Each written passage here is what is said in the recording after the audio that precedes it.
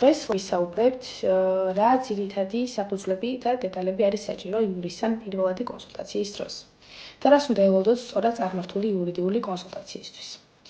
დავიწყებთ მოსმენით, ყურადღებით და რა თქმა უნდა დეტალებით. თქვენ გვიყვებით თქვენი საკითხების შესახებ, ჩვენ გივსვამთ საჭირო კითხვებს, რათა სრულად გავიგოთ ფაქტები, კონტექსტი და თქვენი მიზნები. შემდეგ გაგიმარტავთ თქვენ სამართლებრივ მდგომარეობას, გაცნობებთ შესაძლო გზებს, შედეგებს და იმ რისკებს, რაც შეიძლება დაუყოვნებლივ არსებობდეს. ამის შემდეგ გაცვლით სტრატეგიას, რა შეიძლება გაკეთდეს, რა არის აუცილებელი და როგორ უნდა მივუდგეთ კონკრეტულ საკითხს. ყველაფერი მიმდინარეობს მკაფიოდ და ეტაპობრივად.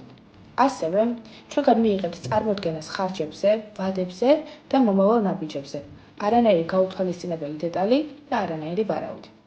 ეს პროცესი სრულად კონფიდენციალურად და პროფესიონალურად მიმდინარეობს და მიზნად ისახავს ერთ რამს – ძალაუფლების დაბრუნებას თქვენს ხელში. საბოლოოდ, თუ იურიდიული საკითხს წაატყდით, მოეცდებით მის ამოხსნას Google-ში.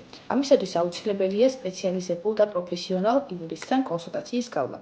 ჩვენ კი გელოდებით ლოლეგში და ჩვენი გამოცდი იურისტები მზად არიან ნებისმიერ საკითხს მოეკიდონ პროფესიონალურად და შესაბამისად მიიღოთ სწორი კონსულტაცია ჩვენგან.